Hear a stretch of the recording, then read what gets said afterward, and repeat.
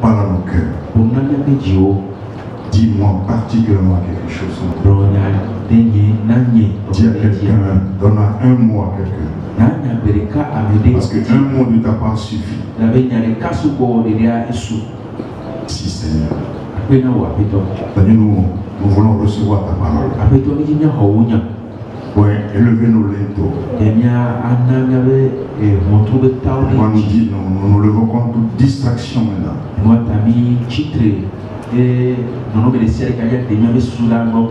Rien de ce qui a été fait ne l'a été sans ta parole. Rien de divin n'est possible sans la parole de Dieu. C'est pourquoi Seigneur, fais ton œuvre, Seigneur, ce matin, dans nos vies. Nous avons besoin de toi, Seigneur. Merci, Papa. Merci pour ce temps. Merci pour la vie de notre pasteur Paul. Merci pour ta parole qui est disponible. Merci pour cette belle église que nous constituons. Gens qui aiment ta parole. C'est même déjà un miracle. Des gens comme nous qui aimons ta parole. Parle-nous, Seigneur. Au nom de Jésus. Amen. Amen. On peut s'asseoir.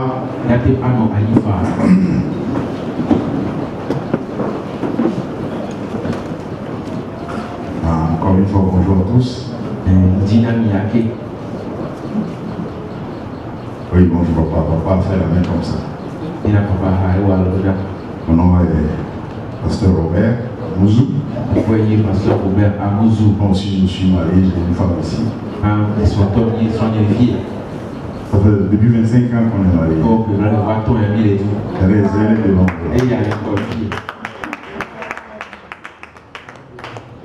Je veux surtout présenter, j'ai deux amis qui viennent depuis quelques semaines maintenant, et qui viennent de nouveaux amis à moi. J'aimerais vous les présenter. C'est Félix et sa femme. Grâce. Sa femme et ma fille. Est-ce que vous pouvez vous lever là où vous êtes? C'est des amis à moi. Merci d'être là.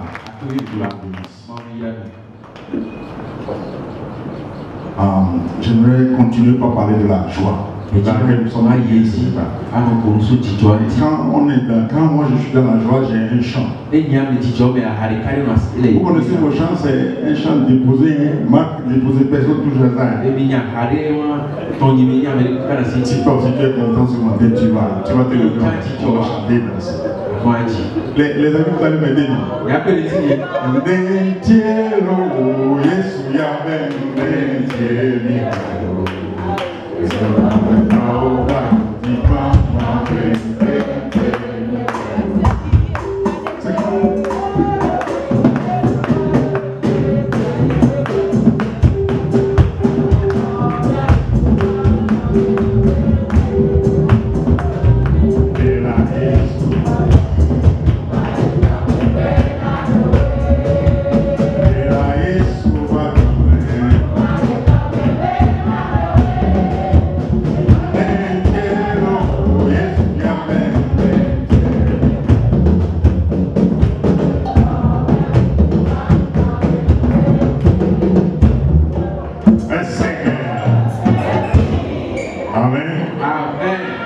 On parle de la joie. Après, je vais faire notre disque demandé aussi. Nous parlons de la joie depuis. Et je suis dans la joie. Parce que c'est ce que la Bible me demande. Je vous prie de tourner rapidement avec moi dans quelques versets. Philippiens 4, verset 4. Nous allons le lire comme des gens qui ne méprisent pas la parole de Dieu. Philippiens 4, verset 4. Réjouissez-vous toujours dans le Seigneur. Je vous le répète, réjouissez-vous.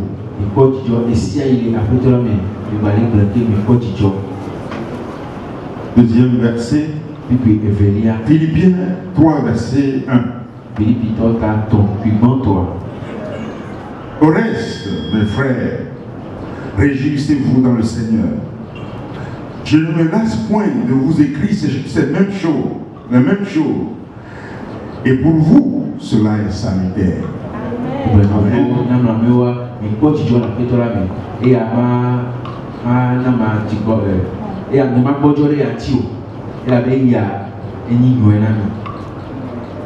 Tournez avec moi aussi dans Ésaïe 12, verset 3.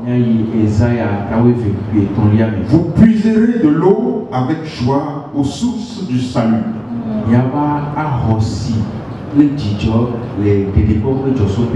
On peut aussi lire Psaume 51. Comme ça, le verset court, Psaume 51. Psaume 51. Dans certaines versions, c'est le verset 14. Et ailleurs, c'est le verset 12. Rends-moi la joie de ton salut. Et qu'un esprit de bonne volonté me soutienne. Amen. Amen. Un dernier verset pour avant qu'on se lance. Ecclésiaste 7. Le verset que j'aime beaucoup. Verset 13. Regarde l'œuvre de Dieu. Qui pourra redresser ce qu'il a tordu? Seigneur, une fois encore béni ta parole. Depuis quelques semaines, nous sommes en train de parler de la joie. Et notre pasteur nous a dit que cette joie, c'est la joie Kara. J'étais beaucoup béni ce jour. Et c'est une chose que j'ai retourné dans mon cœur pendant des semaines. La joie Kara. Attention, Kara là, c'est avec C-H-A-R-A, qui vient de charis, la grâce. Kara. Donc, il a dit 5 choses qui caractérisent cette joie. Et j'aimerais parler d'une de ces caractéristiques. Il a dit premièrement que cette joie Kara n'a rien à voir avec les choses de ce monde. Et qu'elle est un don de Dieu. D'accord? On est d'accord là-dessus? La deuxième caractéristique de la joie Kara, elle n'est pas superficielle. Elle est profonde. Amen. Amen. C'est une joie qui est au fond. Je peux ne pas être en train de sourire, mais j'ai cette joie en moi. Ça, c'est la deuxième caractéristique. Ce message, je voulais parler de ces 5 choses. C'est le 4 passé, le dimanche 4.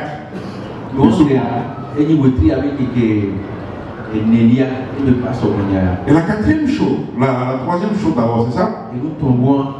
Elle est une joie éternelle. Elle est éternelle. Elle a la même caractéristique que celui qui donne cette joie. Cette joie est éternelle. Quatrième, elle n'est pas automatique. Parce qu'on doit être connecté à la bonne source pour la joie. C'est pas automatique. Et la cinquième chose, et ce dont je veux parler ce matin, c'est la cinquième caractéristique.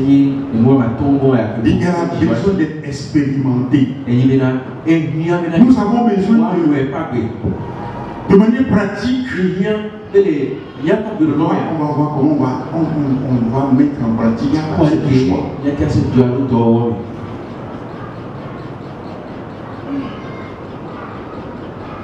Et il disait le jour là que cette joie vécue tous les jours nous empêche d'être misérables. Et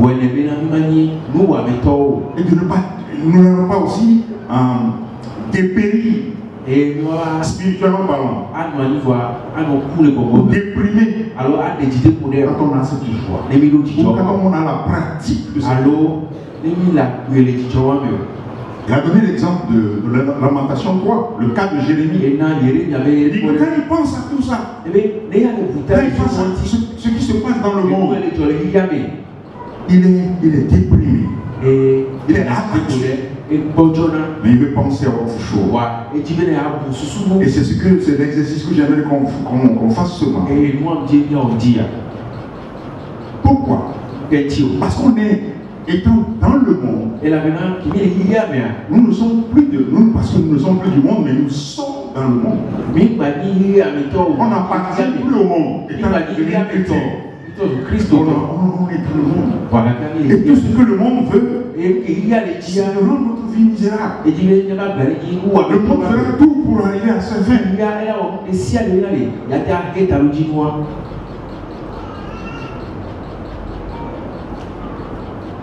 On peut dire, et avant qu'il ne parte, il nous disait que la joie Kara est indispensable pour notre vie. On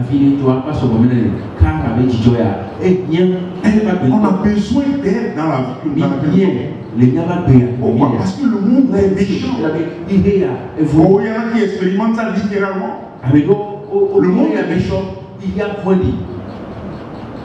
Il veut nous pourrir la vie. L'apôtre Paul dit que, en écrivant aux Corinthiens, dans 2 Corinthiens 4, verset 8, il dit que nous sommes pressés de toutes parts. Vous savez, tout simplement parce que vous êtes des chrétiens. Parce que vous avez donné votre vie à Jésus. Vous êtes désormais déclarés ennemis du diable. Ma vie est continuellement exposée dans ce monde.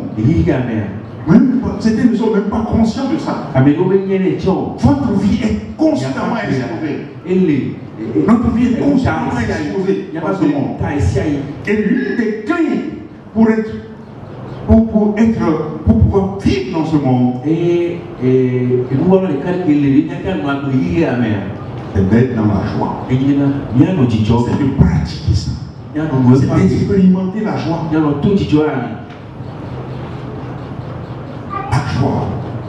La joie Kara.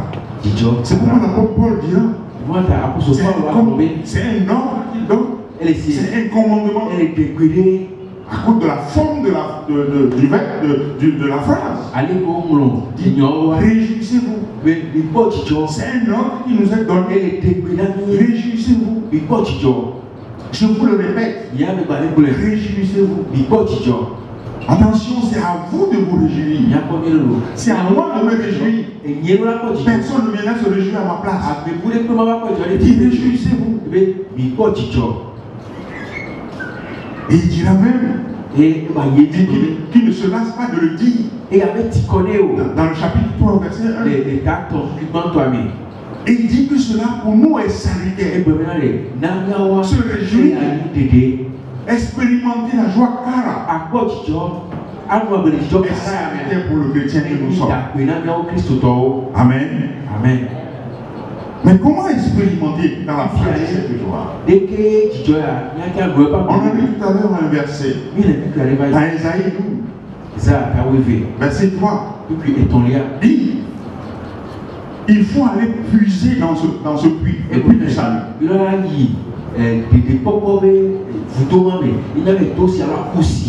Parce qu'une fois qu'on est sauvé, il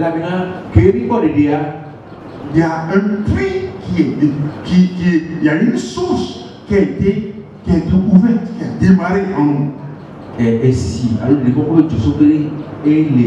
Donc la première condition, pouvoir se réjouir comme cela, puis aller à l'intérieur chercher une source d'eau, impossible que par le chrétien. Celui qui a cette source en lui, parce que la joie Kara est définie comme une joie qu'on reçoit, mais venant de nous-mêmes.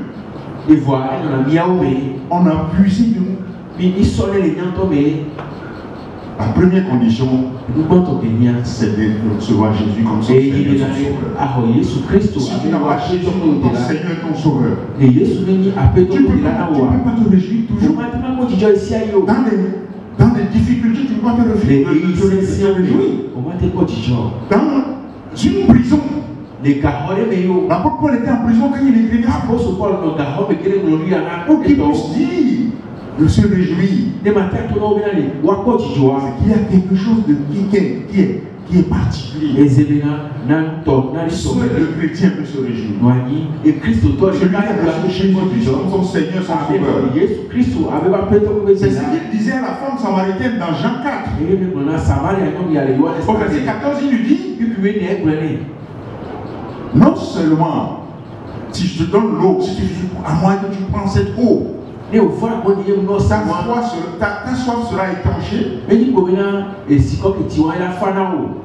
deviendras une source de eau. Quand on reçoit Jésus, on a une source en nous qui commence. Et cette source, nous pouvons aller là-dedans et puiser. Même dans les moments les plus difficiles, on peut aller puiser. La joie de ce puits-là. Parce que quand on reçoit Jésus, on est marqué par le Saint-Esprit. Il y a le Seigneur qui vient habiter en nous. Et l'un des fruits du Saint-Esprit, c'est la joie. La joie cara. La joie. On peut donc pour être content tout le temps. Indépendamment des situations. Il faut nécessairement. Il faut Jésus. Une fois qu'on a reçu Jésus, on a cette source en nous. Et on peut aller puiser. On peut aller puiser. Sans Jésus, ce n'est pas possible. Si tu te réjouis à cause de l'argent, l'argent peut finir. Ou tu te réjouis parce que tu as une bonne santé, n'est-ce pas? Quand je disais à des jeunes tout dernièrement, ils disent que ils mangent la vie. Je dis ce qu'on mange là, c'est fini. Ils mangent quelque chose, ça va finir. Donc attention, il ne faut pas continuer à manger la vie. Il faut vivre la vie. Alléluia. Alléluia. Les Juifs ont fait cela. Ils ont refusé Dieu. Et Dieu passait par Jérémie pour parler à Judas. Il avait dit dans Jérémie, passé par Jérémie pour leur dire, il a dit dans Jérémie 2 verset 13. Attention, parce qu'on ne fasse pas de la même manière. Les gens refusent Dieu. Dit, car mon peuple a commis un double péché. Ils m'ont abandonné. Moi qui suis la source d'eau vive, pour se creuser des citernes crevassées, ils ne retiennent pas d'eau. Sans Jésus, on ne peut pas vivre cette joie. Cette joie ineffable. Cette joie particulière qui vient de l'intérieur pour charger à l'extérieur. Ça n'a rien à l'extérieur.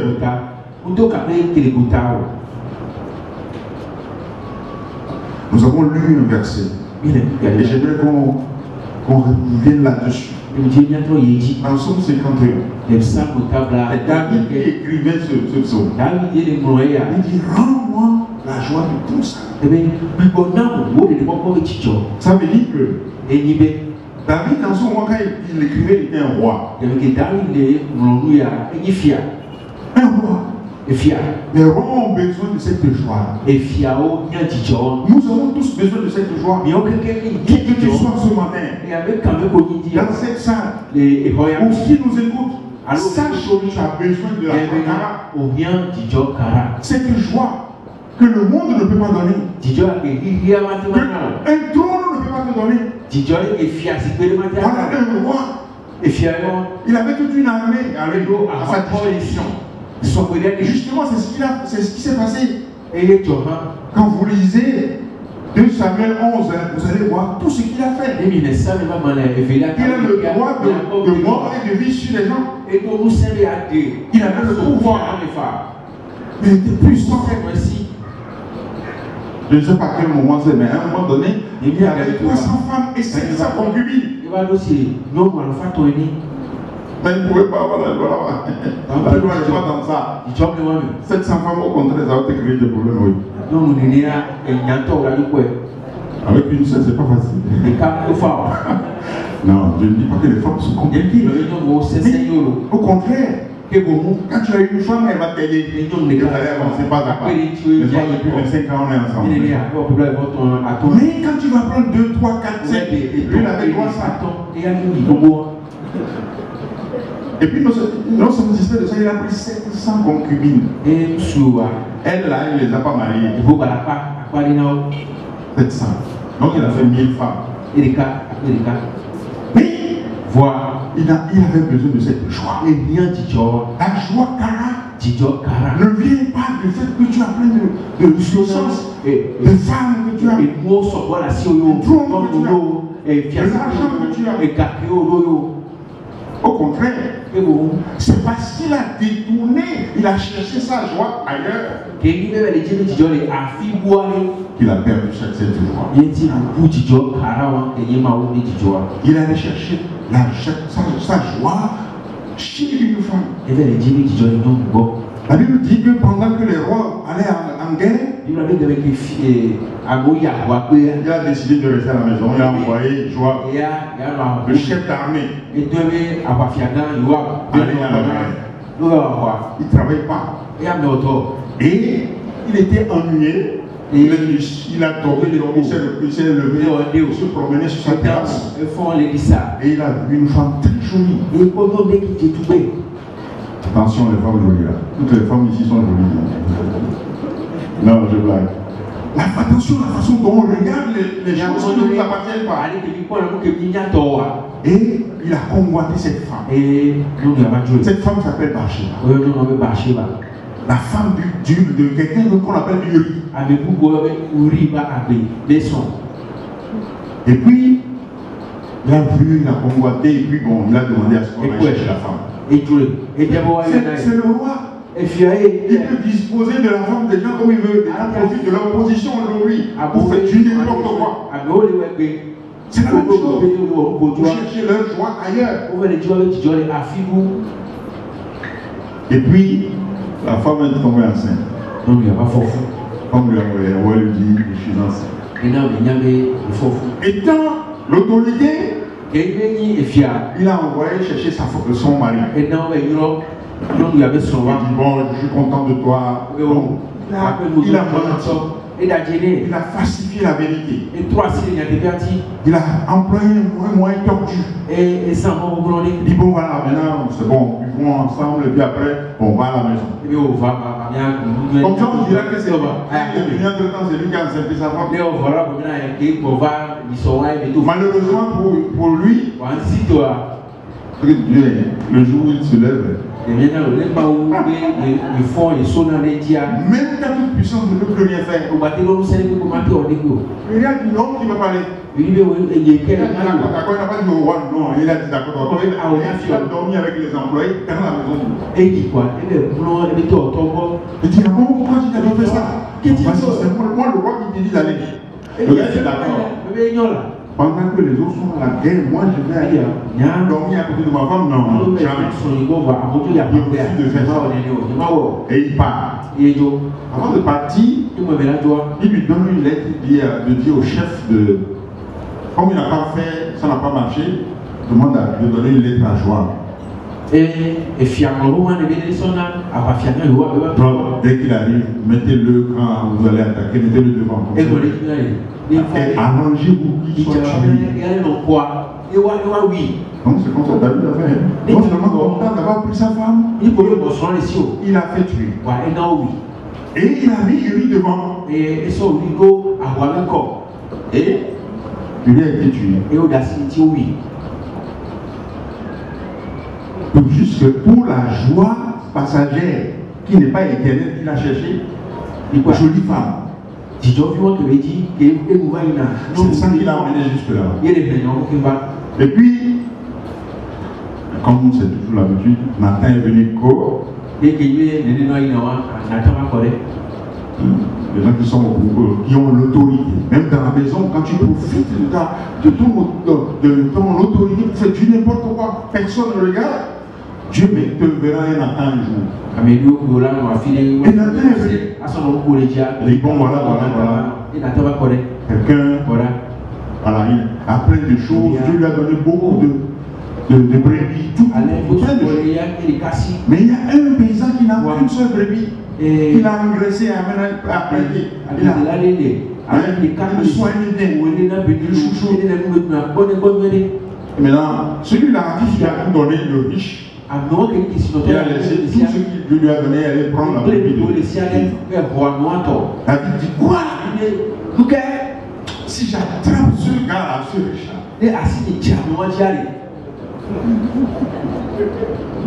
Et Nathan dit c'est toi. C'est toi qui as fait ça. Quand tu as pris la femme du riz et que tu l'as envoyé pour être tué. Parce que nous pensons que Dieu ne voit pas. Dieu voit. Dieu regarde. Dieu voit tout. C'est toi. Oui.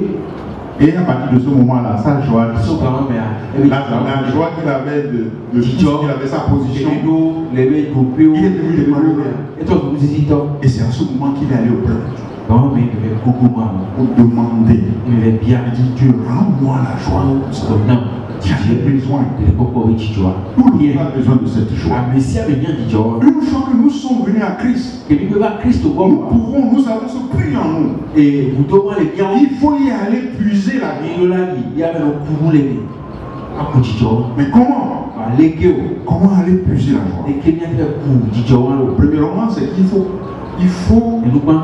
On a dit qu'il faut connaître Jésus.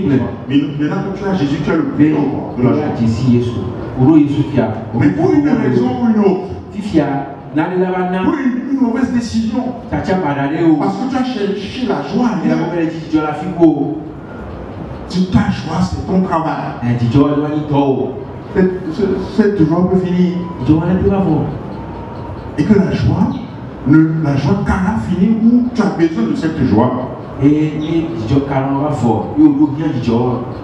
La solution, c'est de communier avec Dieu au travers de sa parole. L'étude de la parole de Dieu. Ou bien le fait de savoir ce que Dieu dit me concernant. Peut me reconnecter avec cette parole. C'est comme ça qu'on peut puiser en m'exposant à la parole de Dieu. Dans Jean 15, verset 11, je vous dis ces choses afin que ma joie soit en vous et que votre joie soit parfaite. Quand nous savons ce que Jésus nous dit, quand nous recueillons ce que Jésus nous dit, ce que la parole de Dieu nous dit, c'est parce qu'un prophète nous dit. Aujourd'hui, c'est Dieu qui parle au travers de sa parole. La Bible dit dans Hébreu 1, Hébreu 1, au début, verset 1 au verset 5, il dit que avant, Dieu nous a parlé au travers de ses prophètes. Aujourd'hui, à l'heure actuelle, il nous parle au travers de son Fils, qui est la parole de Dieu. Donc, savoir ce que Dieu dit me concernant, me laisser imbibé par la parole de Dieu, par la joie parfaite. Cette joie, je vais la voir. Par ma joie parfaite. Le mot parfait, la joie parfaite, c'est une joie pléro qui veut dire remplie jusqu'à les déborder. Savoir ce que Dieu dit me concernant, fait déborder ma joie. Est-ce que tu sais ce que Dieu dit te concernant? Est-ce que tu sais? Ce matin, je peux te dire 1000 choses. Il y a une chose que j'aimerais te dire. Dieu dit que tu es devenu une nation sainte. Tu es quelqu'un de particulier. Son enfant. Alléluia. Alléluia. 1 Pierre 2 verset 9. Nous qui n'étions rien avant, on vient à Jésus. On devient des princes et des princesses. Tu n'es plus n'importe qui. C'est ce que la Bible dit de toi. Et si je sais que la Bible dit de cela de toi, rempli de joie. Frère te rempli de joie. C'est pourquoi il a dit dans Luc 10 que qui était revenu. Qui était revenu. Parce que Jésus les avait envoyés. Et par deux. Ils étaient 70. Et ils sont ils étaient tout contents. Et pourquoi? Parce que les démons les ont. Les démons leur ont été soumis. Comme aujourd'hui, c'est ce que les gens disent. On est content parce qu'il y a eu un miracle.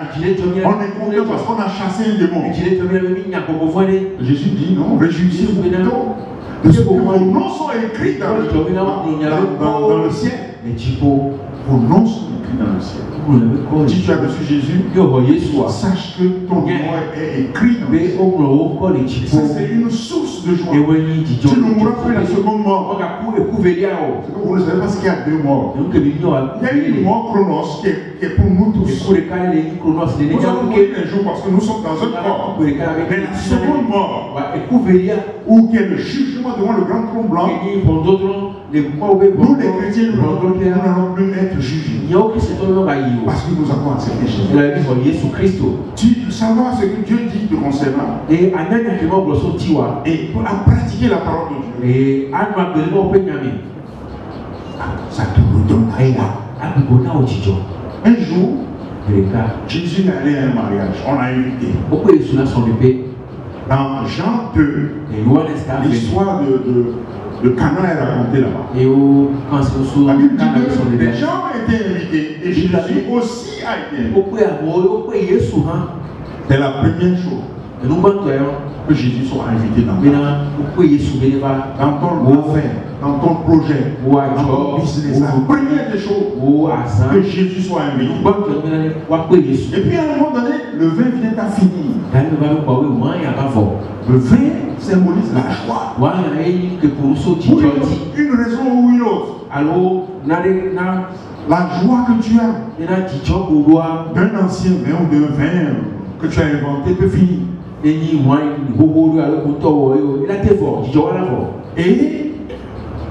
la mère de Jésus allait voir et elle parlait avec son fils. Et Jésus lui a dit que c'est pas entre cette affaire-là, c'est pas entre toi et moi. C'est pas réglé à notre niveau. Pour trouver ta joie. La maman a l'ordonnateur. Il lui a dit, faites tout ce qu'il vous dira. Faites tout ce qu'il vous dira. Faites tout ce qu'il vous dira. Le fait de faire tout ce que Jésus dira, nous le contacte, nous ramène, nous permet de puiser dans le puits. De retrouver la joie. De vivre des miracles. Trouver la joie. Par la parole de Dieu. Luc 10, verset 20, nous avons déjà lu, c'est là où Jésus a dit d'être voilà, d'être content parce que nos noms sont écrits dans la Bible. Maintenant, je peux me réjouir sachant que mon nom est écrit quelque part. Ce n'est pas écrit sur la terre quelque part dans un livre que quelqu'un peut passer derrière pour aller déchirer le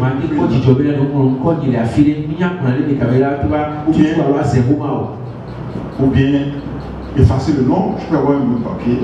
Alors, tout papier ici, papier mouchoir. Mouchoir, papier, je peux avoir un papier mouchoir s'il vous plaît.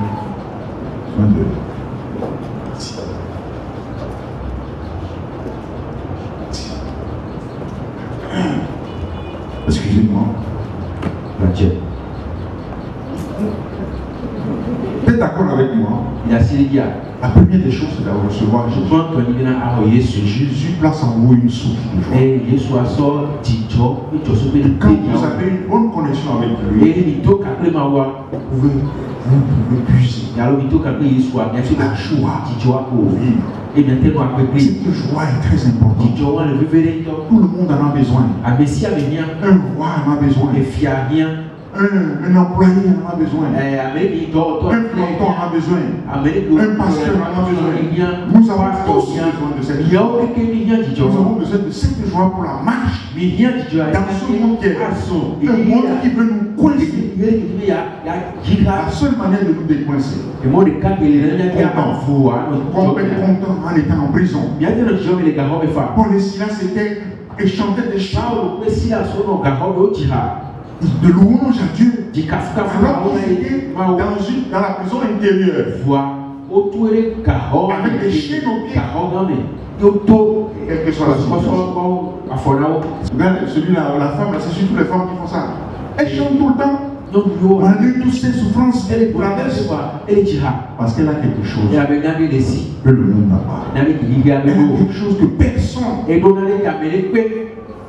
en dehors de Christ, quelle que soit la situation, elle est capable d'être joyeuse tout le temps.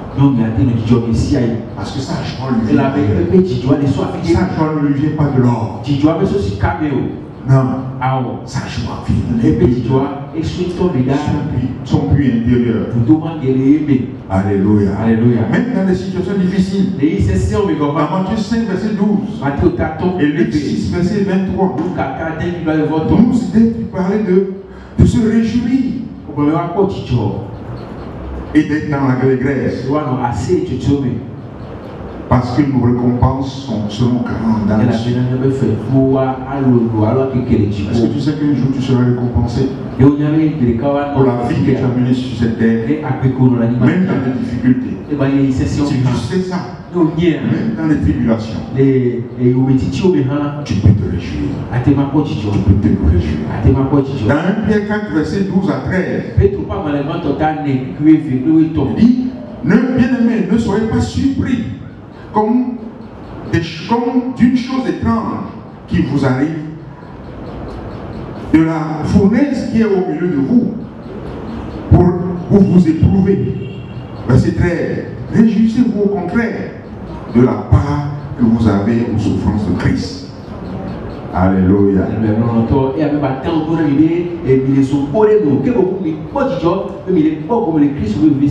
Quand les choses deviennent difficiles, réjouissez-vous au contraire de la part que vous aurez. On peut se réjouir à tout moment. On peut se réjouir toujours. Toujours, c'est en tout moment, dans des moments différents. Et la dernière chose à laquelle j'aimerais vous inviter pour pratiquer la joie, gardez le regard sur ce que Dieu fait. Gardez le regard sur Dieu et sur ce qu'il fait.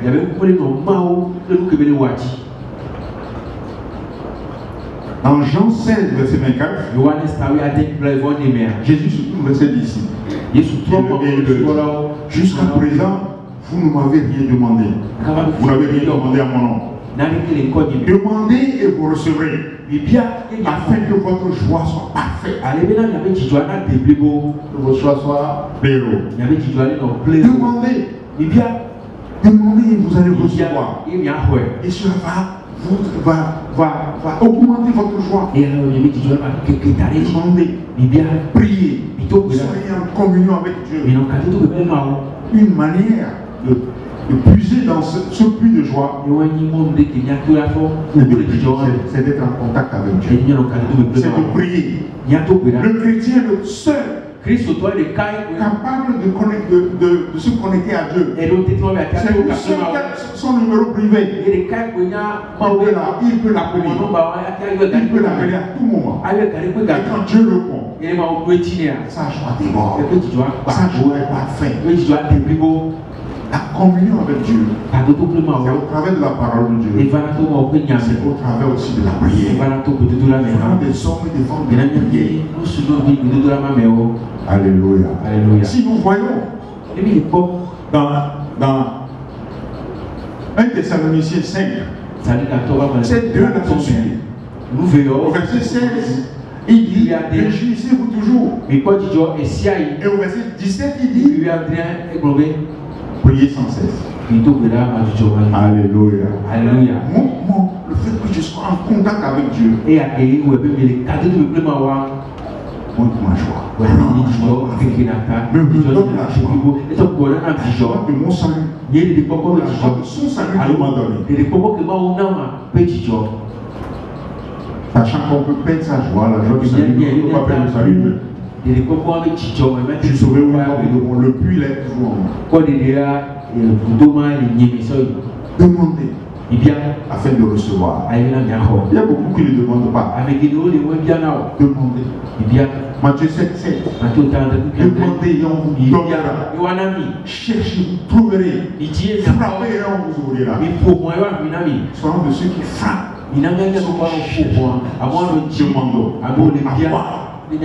Recevoir de Dieu afin d'avoir que notre joie soit parfaite. Et on a lu Ecclésiaste 7, verset 13. Il dit regarde l'œuvre de Dieu. Regarde ce que Dieu fait. Dieu fait beaucoup de choses dans la vie. Oh, on est occupé à regarder seulement ce que l'homme fait. Tu ne sais pas ce qu'il m'a fait. Moi, je vais quitter. Je vais quitter l'église. Je fais du mal. Parce que tu regardes ce que l'homme fait. Quand on a les regards sur les hommes, on est maudit. La Bible dit qu'on est maudit. Tu regardes ce que l'homme fait. Tu regardes ce que le diable fait. Aujourd'hui, c'est ça. On amplifie ce que le diable fait. Mais à côté de ça, il voit ce que Dieu fait. En amplifiant ce que le diable fait, on fait l'œuvre de l'ennemi.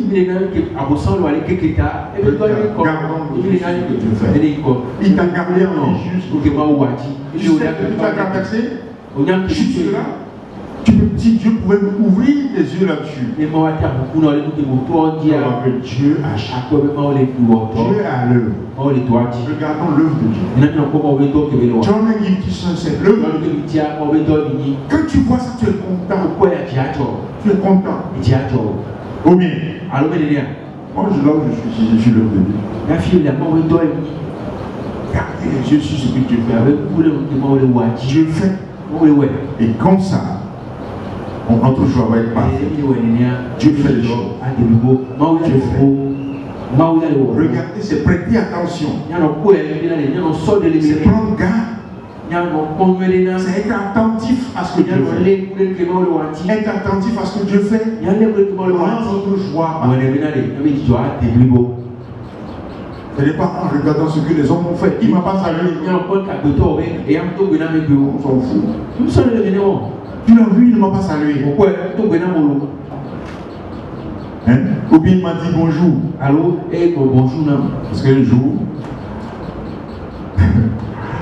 c'est tellement personnel que c'est pas moi-même. C'est ma mère et son mari. C'est pas mon père. C'est le mari. Il faut qu'il se bagarre un jour. Pourquoi? Parce que la femme lui a dit bonjour en français. Bonjour les Français. Pourquoi tu m'as dit bonjour? Le problème est ailleurs. Tout le matin, au lieu de me saluer, tu me salues en français. Il était fâché. Et bon,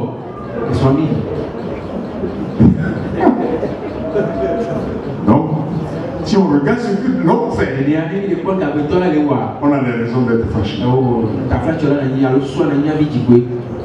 Que nous sommes capables de mal. Les uns vis-à-vis des autres. Gardons le regard sur ce Alléluia. Alléluia. Dieu fait les choses.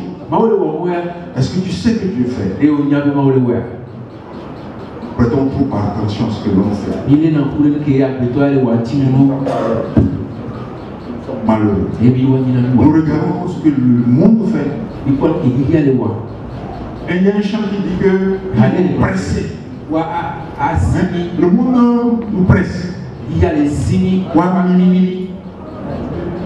faire quoi encore?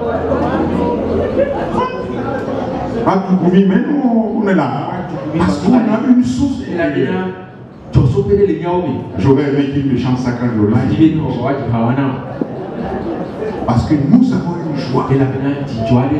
On peut nous mettre dans la prison intérieure, dans les chaînes.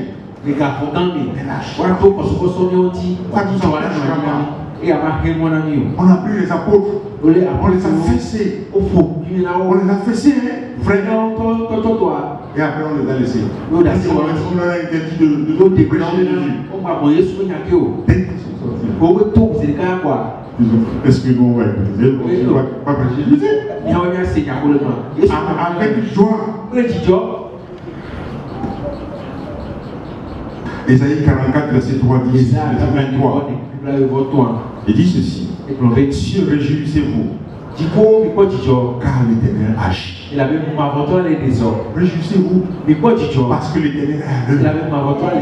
Réjouissez-vous parce que l'Éternel est à l'œuvre dans la vie de vos frères et vos soeurs, dans votre famille, dans votre couple. L'Éternel est à l'œuvre. Regardez l'œuvre de Dieu. Alléluia. Alléluia. Dans Ésaïe 49, verset 13, il dit aussi, cieux, réjouissez-vous, terre, soit dans l'allégresse, montagne, éclatez-vous, éclatez un cri de joie, car l'Éternel console son peuple. Il a pitié des malheureux. Tout ça, c'est Dieu qui fait. Alléluia. Alléluia. Quand on regarde, on a les yeux sur ce que tu fais. Comment il console les gens. Comment il a pitié des malheureux. Comment les âmes sont sauvées. On est content. Ésaïe 65, verset 18. Réjouissez-vous plutôt. Et soyez à toujours dans l'allégresse. À cause de ce que je suis, à cause de ce que je vais créer. Car je vais créer Jérusalem. Alléluia. Je vais créer Jérusalem pour l'allégresse. Réjouissez-vous pour ce que Dieu va faire. Dans ta vie, Dieu va faire des choses. Il est déjà à l'heure. Garde ton regard sur lui. Alors fais attention à ce que tu regardes. Fais qui tourne tes yeux. Tourne tes yeux. Quand on tourne les regards vers Dieu, on est rayonnant de joie. La Bible dit que le visage ne se couvre pas de honte. Tu cherches à être joyeux. Tourne ton regard vers Dieu. Il n'y a que le chrétien qui est capable de tourner son regard vers Dieu. Tu n'es pas chrétien, tu ne peux pas regarder Dieu. Tu ne le connais pas. Tournons le regard vers Dieu. Alléluia. Soyons plutôt dans la joie. Car Dieu agit. Il agit encore. Dans Joël 2, verset 23, pour terminer. Dans Joël 2, verset 23, il dit, et vous, enfants de Sion, soyez dans l'allégresse et réjouissez-vous en l'Éternel, votre Dieu, car il vous donnera la pluie en son temps. Alléluia. Dieu vous donnera la pluie en son temps. Il fera venir la pluie, il vous fera venir la pluie de la première et de la dernière saison. Prenons